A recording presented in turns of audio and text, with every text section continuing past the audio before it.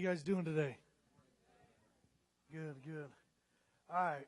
I want to start off by kind of just talking a little bit about value here, because I think if you don't understand value, you're not going to really understand this parable. And so I just want us all to imagine, right?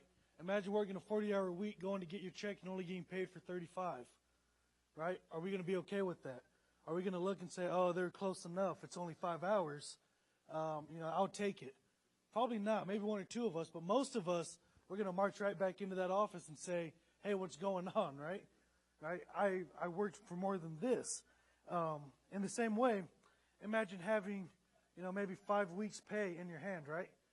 5 different checks, and dropping one and having it go into a pew here. Do you look and say, oh, well, I still have 4 checks. That's good enough, right? I still have 4 checks. That's good enough. I'm okay with it. I know I wouldn't. I would be on my hands and knees crawling through every single pew. And you guys best believe when I find it, I'm standing up and letting everybody know that I found it, right? This is the kind of value that Jesus is talking about in this parable here. And so let me bring it up. We're in Luke 15, 8 through 10.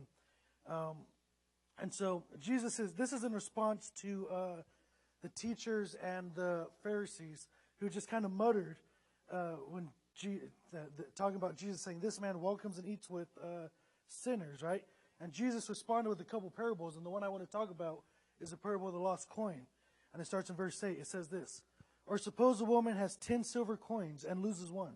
Doesn't she light a lamp, sweep the house, and search carefully until she finds it? And when she finds it, she calls her friends and neighbors together and says, rejoice with me, I have found my lost coin.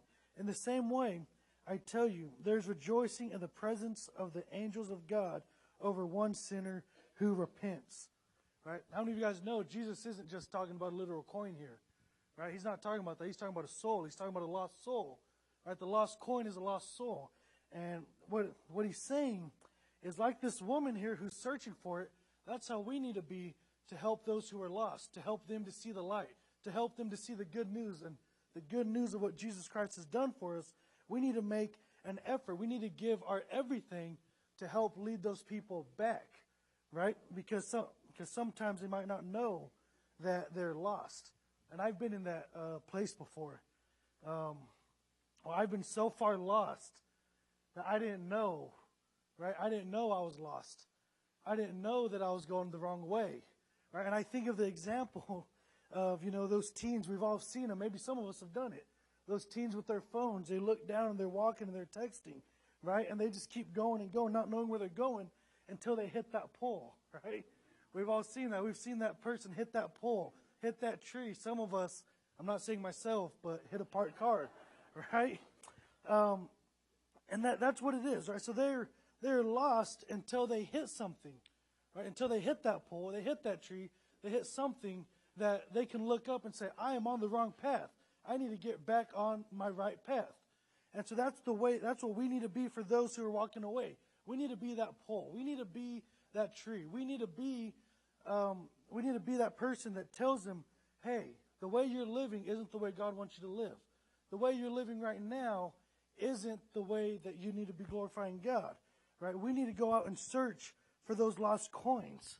And I say that because there's no rejoicing for a sinner who walks away. But just like Jesus says in verse 10 here, the same way I tell you, there is rejoicing. There is rejoicing in the presence of the angels of God over the one sinner who repents. So let's go out and find the lost coin. Thank you.